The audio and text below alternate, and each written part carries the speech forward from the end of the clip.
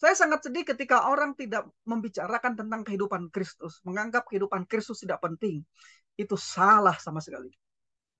Kelahiran, kehidupan, kematian, dan kebangkitan Kristus itu adalah hal yang sangat penting sekali. Itu adalah esensi dari Injil.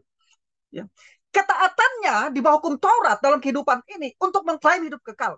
Kematiannya itu berbicara tentang bagaimana dia menyelesaikan masalah dosa. Jadi melalui ketaatan dia mengklaim hidup kekal bagi orang yang percaya kepadanya nantinya, dan melalui kematiannya dia menyelesaikan masalah dosa yang tidak dapat diselesaikan oleh manusia. Sehingga kita tidak dihukum nanti ketika kita percaya kepada Kristus melalui kurbannya di atas kayu salib.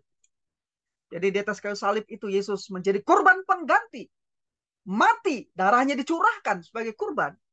Dirinya sebagai kurban dan darahnya tercurah untuk pengampunan dosa. Di dalam peristiwa yang disebut dengan the great atonement, pendamaian yang besar. Pada saat Yesus mati di atas kayu salib itu, ya, teriakan yang keras, Eli, Eli, lama sabachthani. Allah teriakan karena dia mengalami penderitaan yang begitu dahsyat. Penderitaan karena apa? Bukan karena dirinya, tetapi karena dosa seluruh umat manusia itu ditanggungkan kepadanya. Dan saat dosa semua umat manusia itu ditanggungkan kepadanya, saat yang bersamaan Allah mencurahkan murkanya karena dosa manusia ke dalam tubuh Yesus.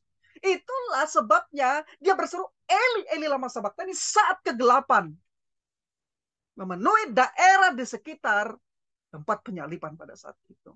Tapi seruan Eli, Eli sabachthani itu bukan sekedar seruan penderitaan saja, tetapi ketika semuanya sudah selesai, Yesus menanggung dosa manusia dan menanggung murka Allah.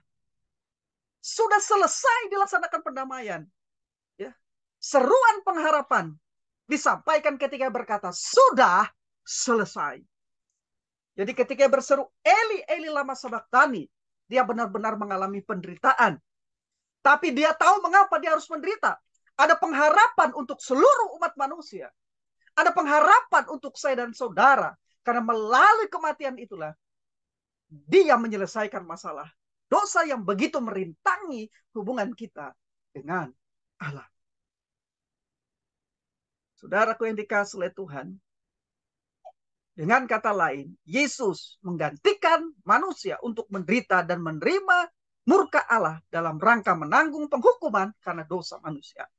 Kristus telah memenuhi semua tuntutan hukum Taurat dan telah menebus manusia dari kutuk akibat melanggar hukum Taurat.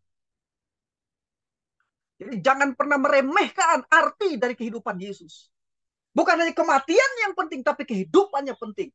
Melalui kematiannya dia menyelesaikan masalah dosa, tapi melalui kehidupannya dia menyelesaikan masalah bagaimana memberikan kehidupan kekal kepada kita. Dia menaati hukum Taurat lalu mengklaim hidup kekal kepada kita. Sehingga pada waktu orang percaya kepada korbannya, bukannya dosanya diampuni, tapi hidup kekal diperhitungkan, diimpartasikan kepada orang yang percaya. Melalui ketaatan Kristus di dalam kehidupannya. Sampai dia mati di atas kayu salib. Ketika Kristus mati di bawah kutuk hukum Taurat, Galatia 3:13, maka di dalam kematiannya itu ia telah memenuhi tuntutan kebenaran hukum Taurat, sehingga kita dibebaskan dari tuntutan, hukuman, dan kutuk hukum Taurat.